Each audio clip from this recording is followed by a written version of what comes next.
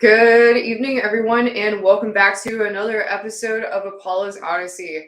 I'm your host, Apolla Asteria, and tonight's episode is going to be about top secret underground bases, or D.U.M.s, as they're usually called, which means deep underground military bases.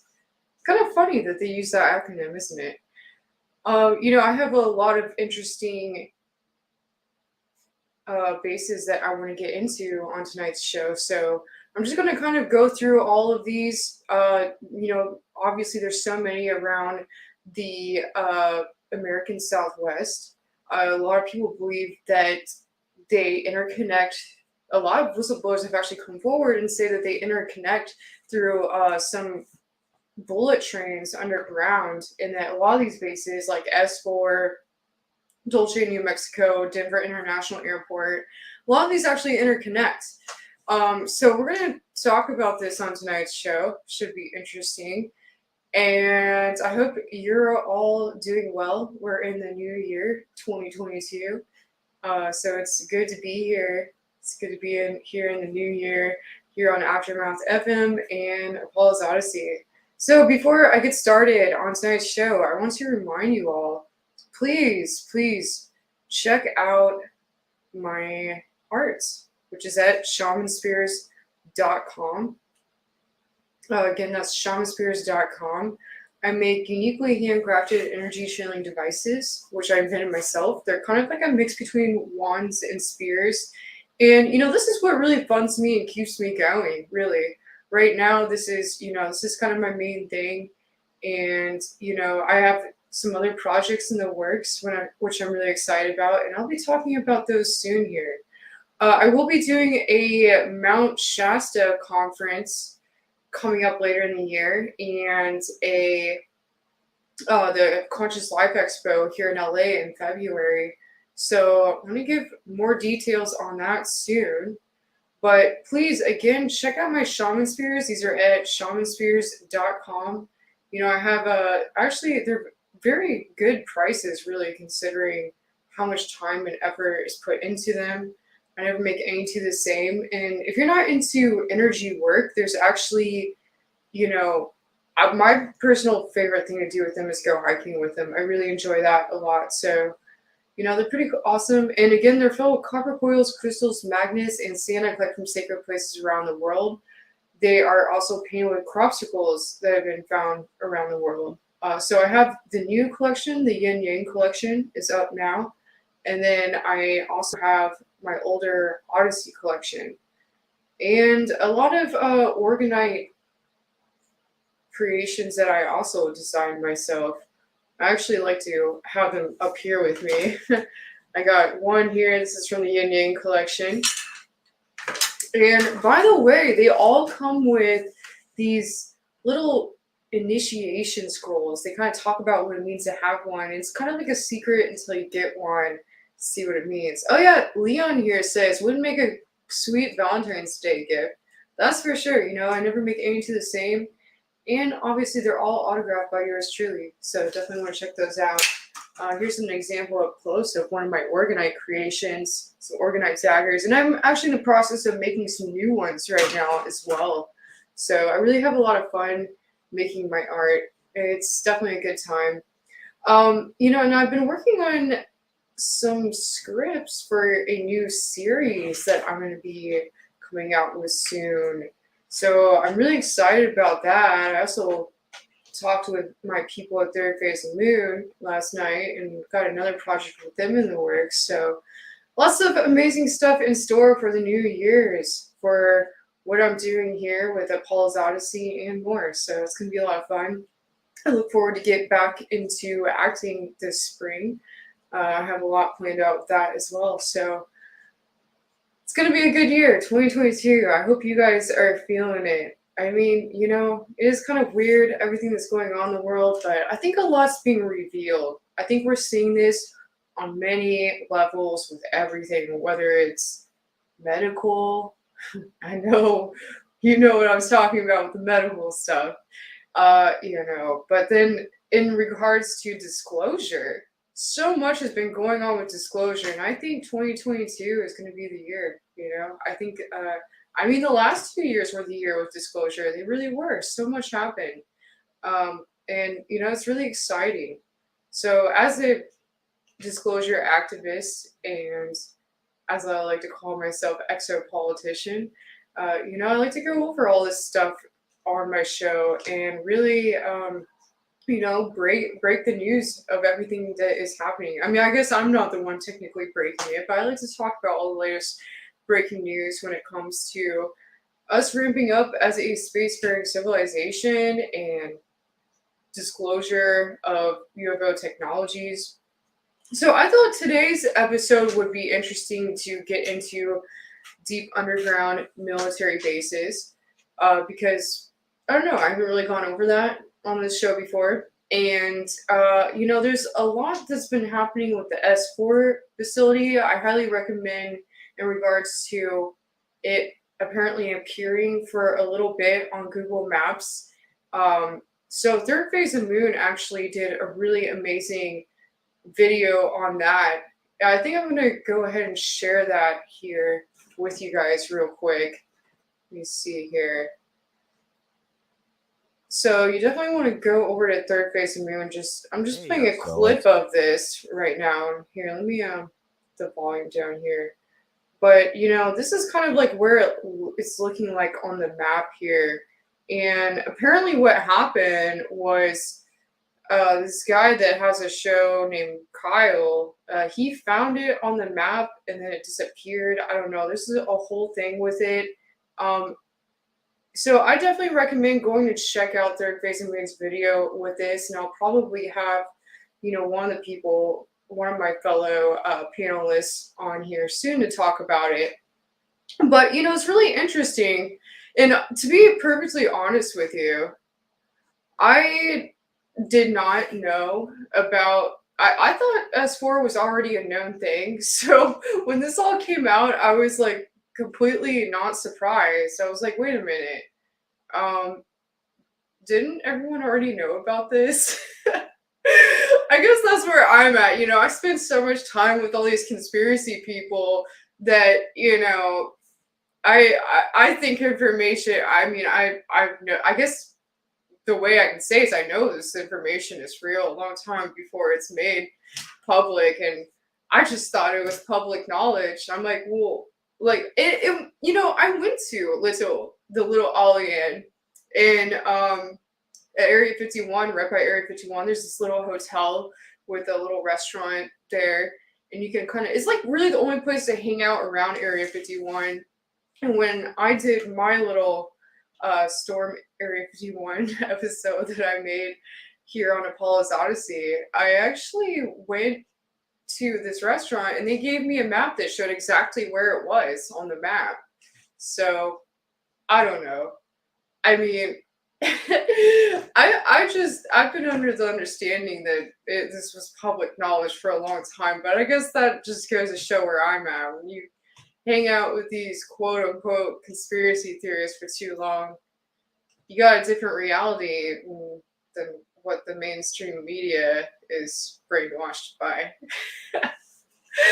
So there you go. But I'm going to talk about all of this and more on tonight's show. I have a lot of bases that I really want to get into. I'm only probably going to get into a few because there is a lot to cover with all of this. I'm trying to think of where to start here. I have a lot pulled up that I want to connect for you guys. Let me see here. Okay, first of all, I'm going to show you the tunnels. So there's this tunnel system. There's these maps that have been released of these tunnel systems that apparently connect all these bases all over the American Southwest. And, I have an understanding that it probably connects to some in the East too. I mean, there's a lot of knowledge there being bases out in the East as well.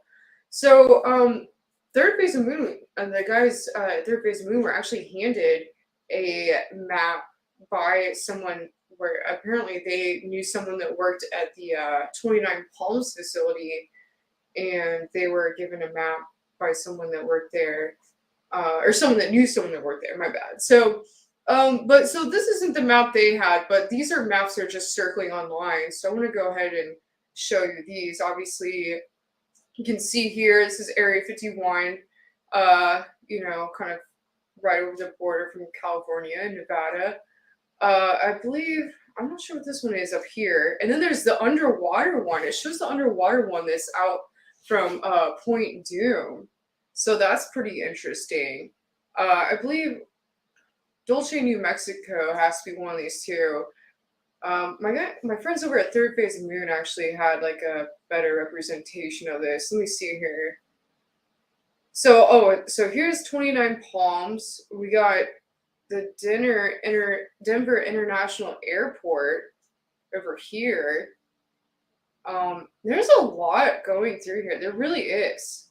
There's so many. And I feel like it has to be connected to somewhere in the east as well. Oh, and obviously here's Tonopah. Vandenberg over here. And so apparently these all connect with some bullet trains. Let me take this off here. So they all connect underground, supposedly, according to whistleblowers, with these bullet trains. Which, if you're wondering what they are drilled by, I have some images here of a giant drill. So apparently, these are the kind of drills that are used to, make these tunnels, and they can drill through these tunnels very quickly. And I've heard rumors of even more advanced technologies when it comes to this. But look how big this thing is. Look at how small these people are standing next to this giant drill. This has to work very quickly. I mean, I'm not. So actually, I have an article about this drill, and its name is Big Bertha. This drill has a name. It's called Big Bertha. And I just want to read some information about it. So Bertha, the tunnel boring machine, was a 57.5-foot-meter tunnel boring machine built specifically for the Washington State Department of Transportation's Alaskan Way replacement tunnel in Seattle, Washington. It was made by Hitachi Zosen in Osaka, Japan, and the machine's assembly was completed in Seattle. Boring began in July 30th, 2013, and the machine scheduled to complete the tunnel in December 2015. So apparently there was problems with the blades, and so what I'm saying here is this technology, even if they have that's the technology that's known. And obviously we all know when it comes to the release of technology, they already have like iPhone 50 right now, basically behind the scenes. The technology, and so many whistleblowers have come out and said this. I mean, it's very widely known that the technologies that they have in these underground bases and these different places are years and years advanced from where the general population, what we have.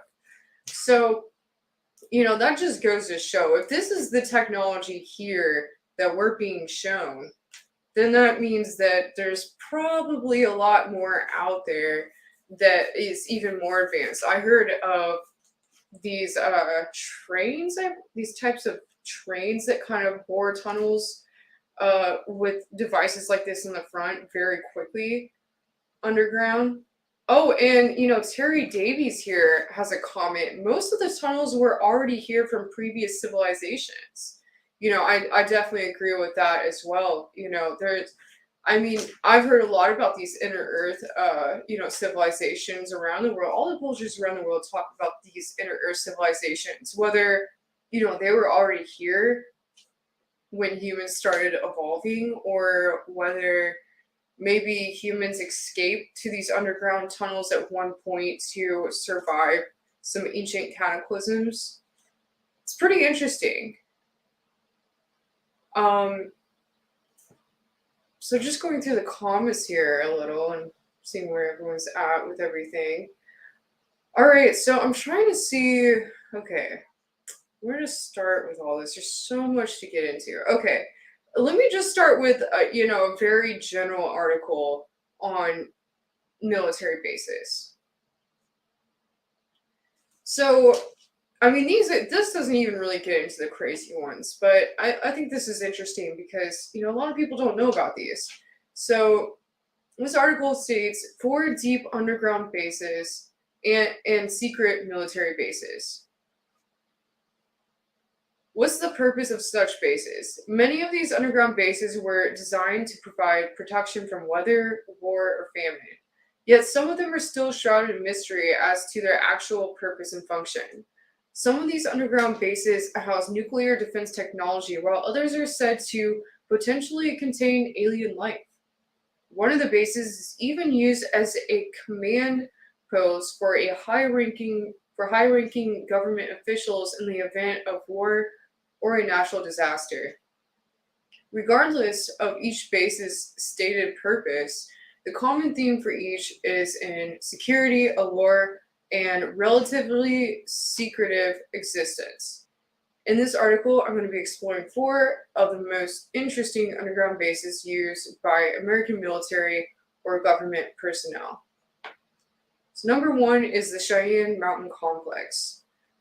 First on our list of deep underground military bases is the Cheyenne Mountain Complex located on the Cheyenne Mountain Air Force Station near Colorado Springs. According to the Cheyenne Mountain Complex, which falls under the command of the U.S. Space Force. I didn't know that. Although both NORAD and U.S. Northcom are housed in Cheyenne Mountain Complex, the two organizations use a mere 30% of the base, and their staff comprises only 5% of the daily population at Cheyenne Mountain. In other words, there are a significant amount of secret locations even within an already secretive base. So, number 2, underground facility, FEMA's underground facility. And here's a photo of it right here. The second base is the Mount Weather Emergency Operations Center. The Mount Weather Special Facility isn't a military base per se, but instead houses FEMA's Federal Emergency Management Agency National Emergency Coordinating Center. The facility is located on a 434-acre mountain site on the borders of Loudoun and Clark counties. The above-ground support facilities with 240 employees include about a dozen buildings providing communications links to the White House Situation Room. The site was originally acquired by the National Weather Bureau to launch weather balloons and kites. In 1936, it passed to the Bureau of Mines, which bored a short experimental tunnel less than 300 feet, beneath the mountain's crest to test new mining techniques. Based on a favorable evaluation of the hardness and integrity of the mountain's rock, the Bureau began construction of the facility's tunnels in 1954, which were completed by the Army Corps of Engineers under the code name Operation High Point. Total construction costs adjusted for inflation were estimated to have exceeded $1 billion. So, in addition to housing FEMA, this installation is also home to the National Processing Service Center, Satellite Tele-Registration Center, Disaster Finance Office, Disaster Information Systems Clearinghouse, Disaster Personnel Operations Division, and Agency Logistics Center. The names of some of the organizations seem more made up than actual, which could hint at something else entirely, but I'll leave that speculation up to you. So despite this not being a confirmed militarily used location, employees of this facility have a direct line and access to the White House Situation Room. This is something that even more of the most powerful military establishments in the United States cannot claim. Because of that, I believe this facility is no doubt worthy of inclusion on this list. Number 3, Raven Rock. The third entry into our deep underground military bases is the Raven Rock Mountain Center, located near Blue Ridge Summit, Pennsylvania. If you hadn't noticed it yet, there is a theme with many of these underground locations, mountains. The Raven Rock Mountain Center is rubbing shoulders with the most top secret bases in the world, as it is designed to be a major command post in the event of an all out nuclear war. According to www.militarybase.com, the Raven Rock Mountain Complex is a highly restricted military installation, complete with an underground nuclear bunker, remotely located, hardened, and secured facilities that could be used to run military operations and even the entire country in the event of a national emergency such as a nuclear war. The mission of Raven Rock Mountain Complex is in some ways an open secret. This 650-acre installation is an underground nuclear bunker and emergency operations center and is part of a system of bunkers including Cheyenne Mountain in Colorado and Mount Weather Emergency Operations Center in Virginia. While we know the gist of the purpose of the space, what goes on inside it and what technologies are present within it is a much larger secret.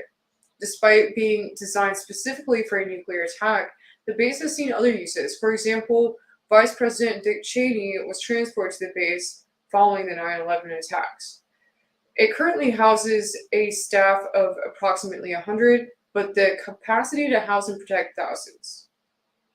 Raven Rock has also made its way into pop culture and is mentioned in many books and television shows. And then, of course, there's Area 51.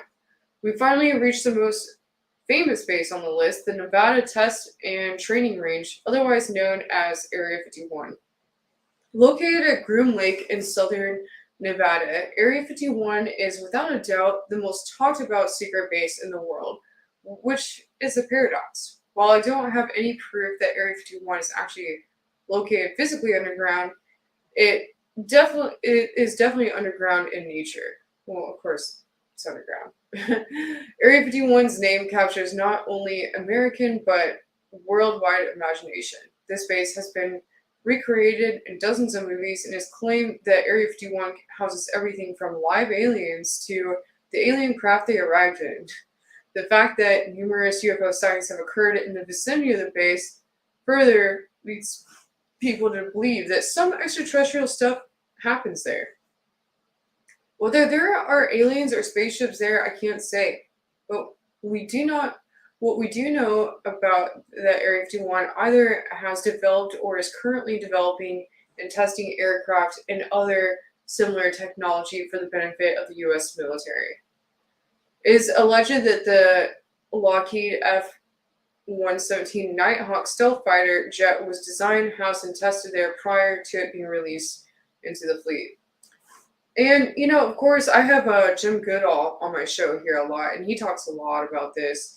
And, he would have a lot to say about this. And he showed me images of the SR-71 Blackbird that was being tested here, which, of course, the government tried to say wasn't real for the longest time, and finally came out and said it was real. And I saw a video about the TR-3Bs recently, which a lot of people, obviously call these triangular UFO craft that are in a gravity kind of triangular black craft.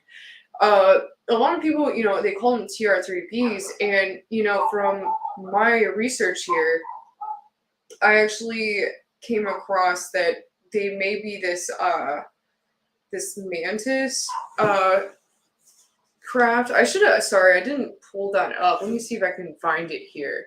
It's the Black Mantis stealth craft, I believe it was. Black Mantis. Okay, so let me go ahead and share this here, actually. So I actually saw a video about this recently, and I'm like, man, this is crazy. So, apparently, okay, so this is supposedly in the video. This is what I found. It supposedly looks like this. And they called the TR-3B Black Manta anti-gravity spy plane. And this is supposedly the concept. But obviously, people are seeing this all over the world. And I think it's very likely that they probably have that in the base right now. And they've probably been testing it out, and people see it and they're like, oh my god, it's aliens. But, it's probably just this craft that, and they claim, like, oh, we don't actually have that. But I actually saw a really amazing video on it recently, and it really blew my mind. And it actually shows how the anti-gravity technology supposedly works. And I just encourage you to look up Black Manta. Um, Supposedly, it's an anti-gravity craft that the military has designed and they've been working with Area 51 or S4, of course. So I find that really fascinating. I definitely recommend looking into that. It just so happens that my ex-boyfriend's mom was born at Nellis Air Force Base at Area 51, so it's pretty wild. I have a lot of weird connections with it, definitely. But yeah, so what should we get into next here?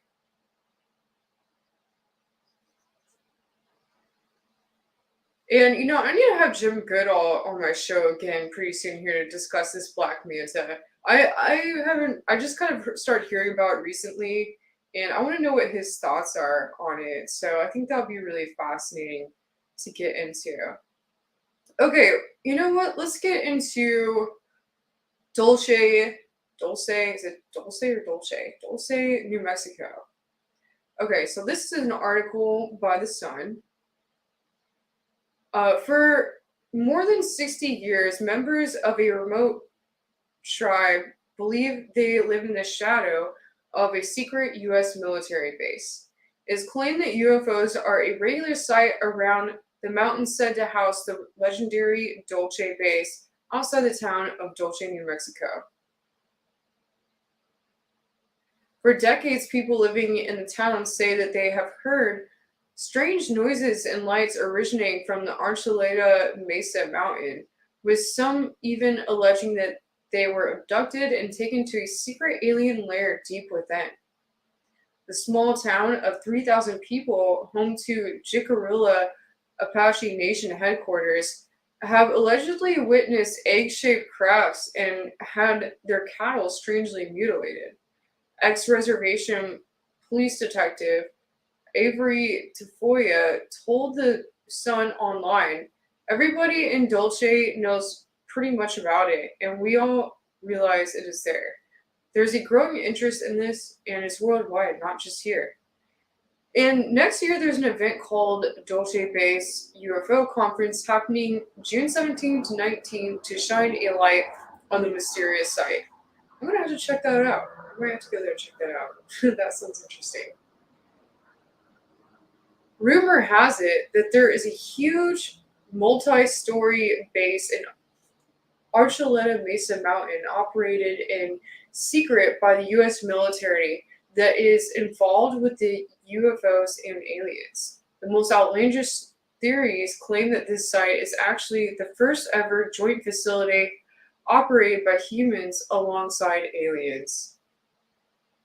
But whatever you believe about the incredibly remote 9,224-foot peak, for the people of Dulce, there is something strange going on just outside their town. Mysterious stories first surfaced about alien activity in the mid-1970s after a U.S. government security officer allegedly tried to blow the whistle to local police. A report was allegedly written by federal investigators, and Mr. Tafoya said he may have glimpsed a copy of it in the tribal police filing system. During a night shift, he claimed he accidentally came across it, and while leafing through it, he found drawings. They were said to describe a 7-level deep laboratory run by humans and aliens with twisted genetic experiments aimed at producing hybrid organisms. That's wild. I wish I would have read this article in my last show, because my last show is last week. I got into the hybrids. So that's fascinating. At this point, Mr. Tafoya did not know what he was looking at and said he wondered if it had been misfiled. But he said he was no stranger to the theory of a sprawling base within the mountain. Growing up, he heard rumors of a base within the mountain, as well as of it being constructed from below the crust of the earth. I have heard stories about people hearing machinery, but there's no machinery upon the surface anywhere. Mr. Tafoya told the Sun online, and he also said it. My theory was that it was obviously coming from underground. I had an elderly lady tell me that they were actually sitting outside and they could hear this, and the ground was actually shaking. The Sun Online has seen documents unearthed by a Freedom of Information request that the U.S. military engineers at the time did possess the capability of secretly warming their way underground in secret. Now Mr. Tafoya is determined to find an entrance to the supposed underground base and is planning an expedition up the nearly 10,000-foot Archuleta Mesa. Because it is sacred ground, only a member of the tribe like himself has permission to scale the mountain's jagged and rough terrain. A road does exist to the top, which can be accessed with a huge SUV to allow the maintenance of a series of radio and phone masts. And so here's like a description of what this supposedly looks like. So we got first level, security and communication. Second level, human staff housing. Third level, execs and labs. Fourth level, mind control experiments. Fifth level, alien housing. Sixth level, genetic experiments. Seventh level, cryogenic storage. And then here's a shuttle to Los Alamos. The rest of the mountain is extremely treacherous on foot. Finding an entrance is difficult. Yet Mr. Tafoya is determined on his mission to find the opening. He said, "It is about being systematic and looking around." And I will say here, I interviewed a whistleblower about this. I'm not going to say who, because his name has been a bit demonized lately. But he said that there was this sort of technology they had that disguised the ground. So it was like people would walk up to it and it wouldn't look like there was anything there. But someone that knew where it was at, they could, I don't know, do something and it would like release the illusion and then you could go in. So I don't know if that's true or not, but I was told that, so by a whistleblower, so who knows. So continuing on, accompanied by former FBI agent Ben Hansen, he attempted to scale the mountain but was thwarted by snow on the track. But the pair managed to direct a heat camera toward the side of the mountain and were stunned at what they saw. Mr. Tafoya said, "We could see a heat plume coming up out of the rock." So that's the one area, and I would want to get to put heat cameras to see if we could pick up anything that could come from the event. Accounts from local people claim a section of the mountain near here opened up and crafts emerged. In the documentary, Jicarilla Elder Jerry Julian described a terrifying encounter he said allegedly happened nearby the Archuleta Mesa mountain in 1986. She recalled driving with her husband when they both saw an extremely bright light with a dome on top. She said, "My husband looked at me and said right away, 'Get in the truck.' And I got in the truck." But she said that the truck's engine then failed and two small people started climbing down a ladder. Just then, she said the vehicle started up and the two beings went back in the craft and headed towards a hole in the mountain. Later that night, she woke up in her room and two small people were at the end of her bed trying to pull her off the bed. She said, "I couldn't scream. I was holding onto the mattress and they were trying to pull me off. And then my husband moved and then they let me go." An actual abduction report was made 6 years previously on May 4th, 1980. And so, this is obviously a very well documented story. Like, there's a lot of very well documented stories from here. And, I've heard a lot from whistleblowers about this. I've read many books about it. I know some of Brad Olson's books get really into it, very in detail. I highly recommend those. His esoteric book series. But the story everyone really seems to know about, of course, is the story of Phil Schneider. So I want to get into his story here. Let me find it. 1 second. Okay. So this article is titled "The Conspiracy Theory of the Underground War Between Green Berets and Aliens." The year is 1979. The aftermath of the battle left 60 humans killed in action and an untold number of the enemy's troops mortally wounded. It was the U.S. Army's Special Forces' greatest threat, and no one would ever know about it. The Green Berets were dispatched to Dulce, New Mexico to keep alien forces underground and away from the rest of the world. At least this is the way explosives engineer Philip Schneider tells his part of the story. He was in New Mexico that year and he knows the alien threat was real. Schneider claims that he was working on a highly secretive underground base on the Jicarilla Apache Reservation in New Mexico, near Dulce, a Colorado border town. He told the Huffington Post he first became suspicious of the project's true intention when he noticed American Special Forces soldiers operating in and around the area. They don't just send Green Berets to New Mexico for no reason.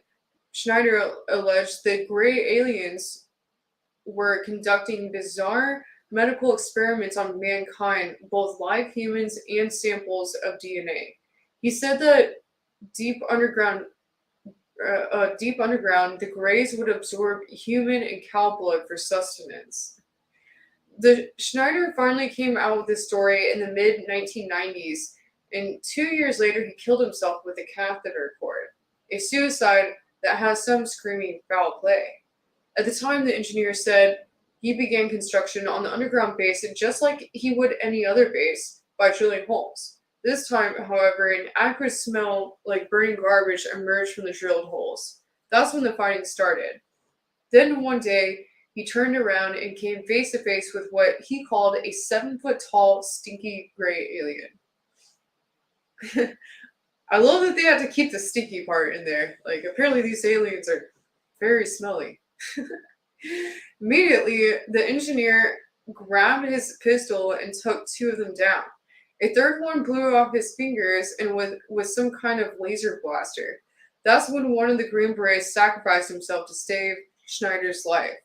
The scuffle turned into a full-blown battle that killed 60 humans. Green Berets reacted instantly, bringing all the firepower they could bear on the aliens. The aliens responded by shooting blue bolts of radiant power with movements of their hands. The kind of bolts that blew Schneider's fingers off were turning the Special Forces soldiers inside out. Eventually, the aliens relented, retreating deeper into the complex. What happened in the years that followed is anyone's guess. Before his death, Schneider alleged that there were more than 1,400 of these underground bases all over the world, each with a price tag of $1 billion. The 192 bases inside the US are also said to be interconnected. While there is no further information on what started the underground alien war, or if it continues to this day, residents of nearby Dulce attest to strange things happening in or near the base.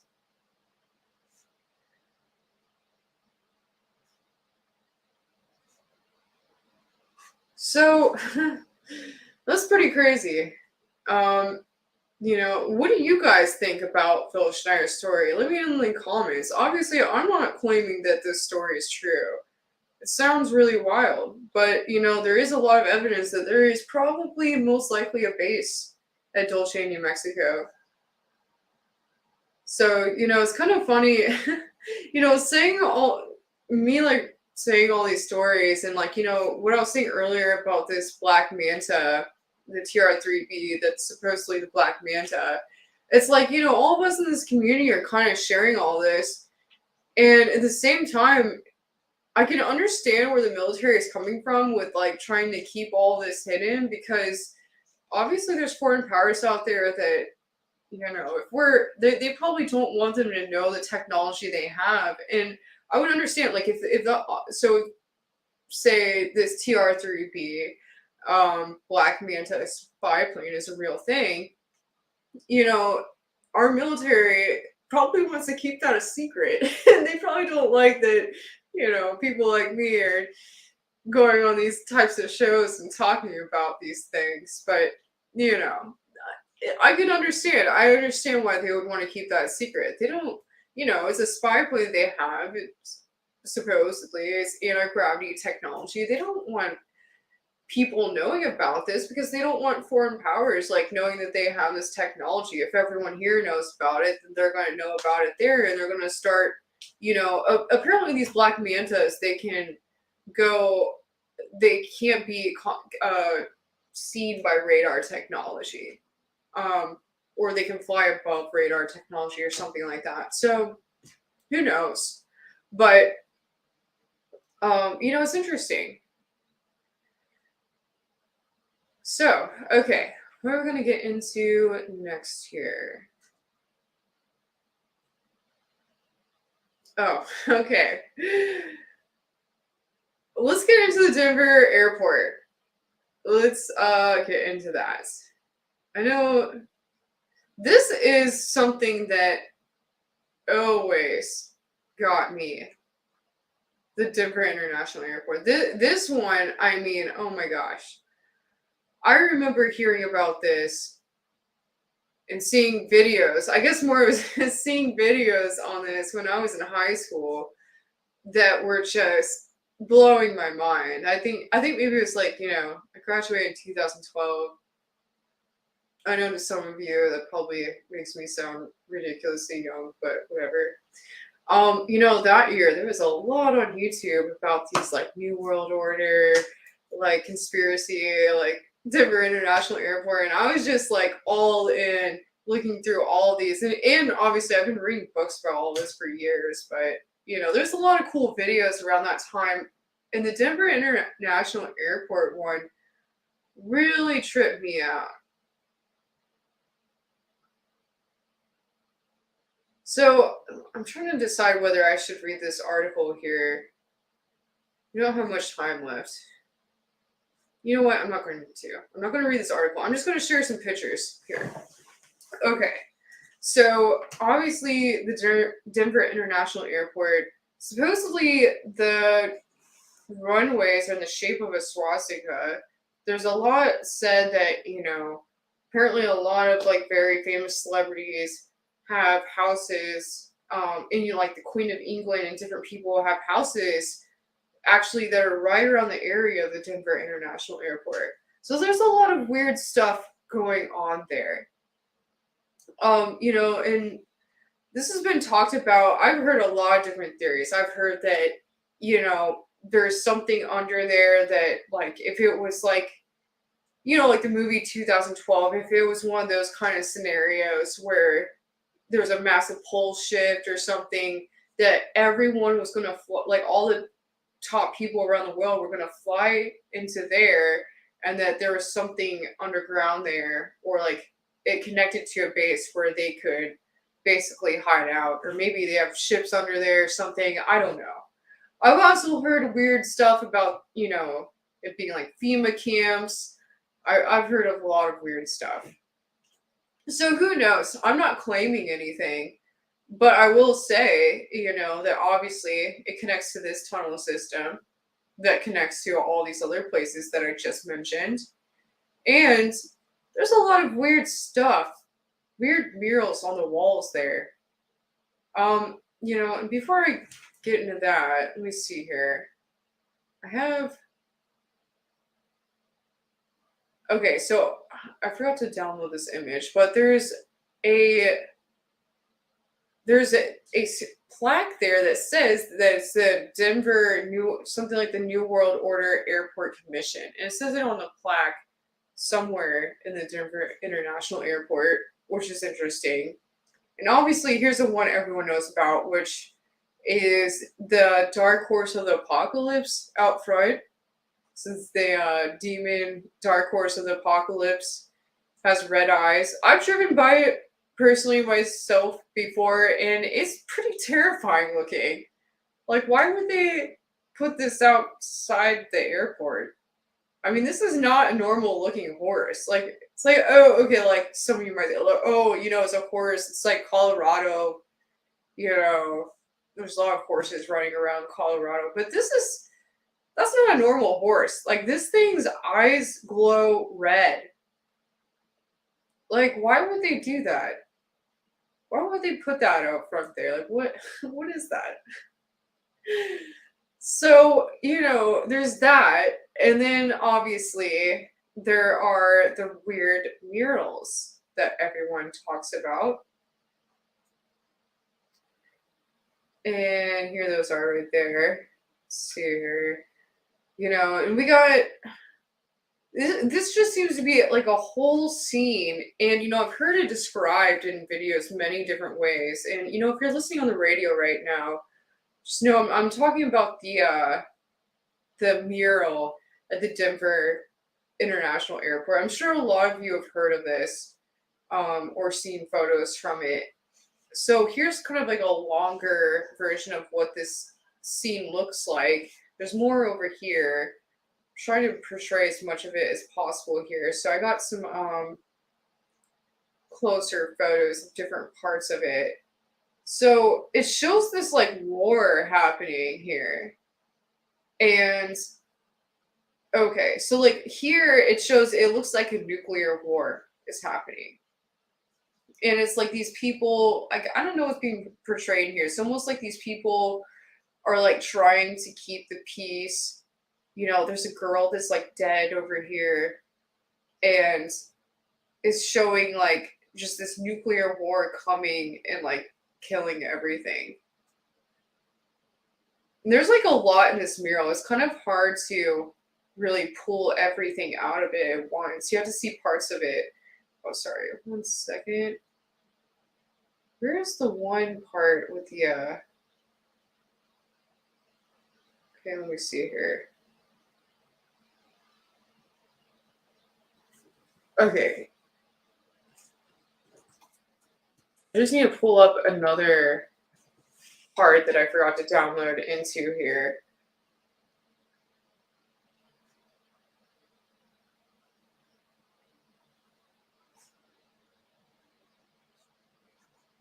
Okay. So there's this one part of like someone with like a knife trying to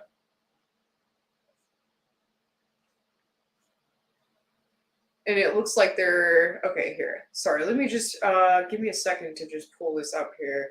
Okay, here we go. Okay. You just add this in here. Okay, here we are. So we got this one right here.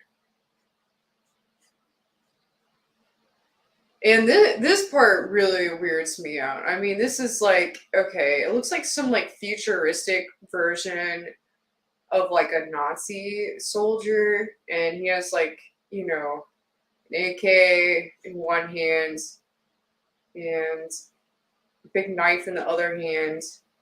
And it looks like, there's some sort of like apocalypse situation going on here. But on the other side, there's like rainbows, and it shows like people dying, and then like children sleeping, and a dove of peace. And it's like, what is going on here? Like, why would they have this at an airport? So, and then finally, it ends with this scene of, this like peaceful scene of all these children that are happy from all over the world, and the world is just better, and everyone's happy, and they're in this time of peace, and everyone's come together, and there's this like, I don't know, this beautiful little peace tree here. I don't know what's going on here, but I mean, this is all so weird. And it really makes you wonder, like, why would they have that in the airport here? Why would they do that? I mean, it's very disturbing. It really is. And it's like, why would they have? And so, a lot of people have theorized that this scene depicts kind of the whole New World Order agenda of, obviously, a lot of people have heard this. It's, written on the Georgia Guidestones that they want to maintain Earth in perpetual balance with nature. They want to maintain the population at around 500 million. So supposedly there's this New World agenda that, they want to either control the birth rate or possibly wipe people out to um, basically create this new world of, peace and balance on the planet. But it takes all this other horrible stuff that I'm showing you for it to supposedly get to that point. And what do you know? So there's this photo, there's this other painting, and there's a lot of theories about it. Some people have said this was never there. Some people say it was there and it was taken down. I don't know what the deal is. Maybe it's a Mandela effect, but I swear I saw it there. I swear I saw it there. I remember walking by it, but maybe I'm wrong. People have said that it's there. Some people have said it wasn't. But it depicts a bunch of children in mass from all over the world. And all these children in mass have, like, the mask of their country over their face. And supposedly that's been there for a long time. And then other people have argued that, it wasn't ever there. I don't know. Like I said, maybe it's Mandela effects. I don't know. But it's weird. Why would they have that there? Then, there's this horrible image if you zoom in on one part of the mural. So, I'm not trying to get all doom and gloom here, but it's like they're the ones getting all doom and gloom here. Why are they doing this? Why do they have a demon horse out front? Why are the runways shaped in like a Nazi swastika symbol? Why is there all these crazy murals all over the walls? It's weird. And I've seen these in person myself. And they're pretty wild. They really are. So, I'm just getting back to the comments here. Ben Solo from the Ben Solo show, Ben Chastain, says that the Nazi one was removed. Yeah. Oracle of the South here says condition programming.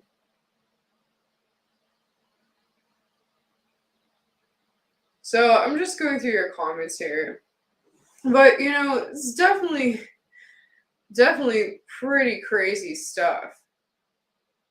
So I'm just going through the comments here. All right, so, let's see. I think I went over a lot in tonight's show with all these underground bases. Okay, so Prono888 here says, it's the culling of humanity story. I don't know what that means. I'll have to look into that. So,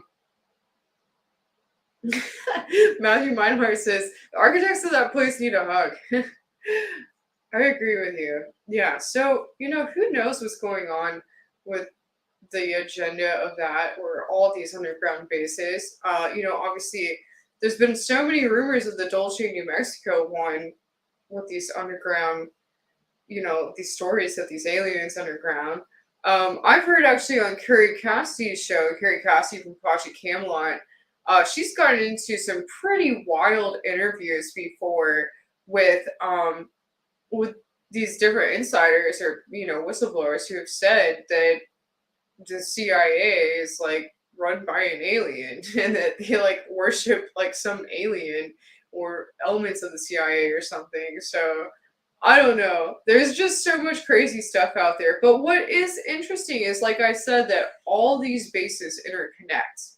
So there's definitely something weird to all that. George A here says, I'm sick of these psychopaths. I agree with you, man. I really agree with you. I think a lot of other people are there at this point too. It's like, and if that mural, that's supposedly depicts the New World Order agenda is true, then, you know, do you think that will really happen? I don't think that will ever really happen. I really don't. I think there'll be a divine intervention, even if they want, like, they, quote unquote, want to be the ones to decide who lives and who dies, or who ends up with the planet in the end. I don't think it's gonna happen the way that they think it's gonna happen. I really don't. Oh my gosh. Okay. Leo the Wise here says Hitlery is Hitlery, that's a good name. He's thinking of a 2024 bid. Jesus, man. Oh my gosh. I can't even imagine that happening. Like, it's like, can things get even any crazier? Seriously.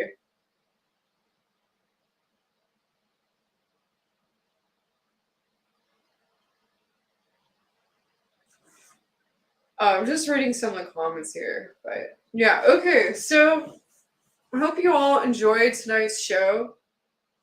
Please, before I go, I want to remind you all to please check out my spears. I make uniquely handcrafted energy channeling devices. They're kind of like a mix between wands and spears, called Shaman spears, and they're up on shamanspears.com. Shamanspears.com. And like I said, I invent these all myself. They're made out of bamboo. They're filled with copper coils, crystals, magnets, and sand and collect from sacred places around the world down the insides. I have my previous collection, the Odyssey collection, which is all silver staves, and my newer collection, the Yin Yang collection, which is all black and white staves. And they're all kind of created for the purpose of balance during these wild times. So the properties of the crystals in this one have very balancing properties, and they're actually all filled with naturally magnetic hematite sand in this collection. So definitely recommend checking these out. I actually make some that are more wand size. They're like shorter than like a foot long, and then I make some that are staff size. So the staff size ones would be like, you know, some of these ones right. This one would be more of a staff size one. I got some staff size ones right here. But also I got, you know, some more mid-sized ones. I prefer the mid-sized ones for hiking. Mid-sized ones, like around this range, are really good for just, you know, not like, you know, using as a staff, but just holding in your hand as you're hiking. I always go hiking with my spears. It's kind of my thing. But anyone out there who's watching the show and they've been on a hike with me, they know it's definitely a thing. I make everyone else that goes hiking with me carry spears too. It's kind of a thing. But yeah, and then I also have some organite daggers that I've made, and I'm working on some new ones right now, which I'm really excited about. I got some organite pyramids here, organite bracelets. So yeah, definitely go check all those out. And thanks so much for joining me on tonight's episode of Apollo's Odyssey. It's really good to see you all in the chat here. Someone commented and said, I ride my unicorn with my spear. That's cool. That's really cool. All right. Well, thanks everyone for joining me on tonight's show. And until next time on Apollo's Odyssey, over and out.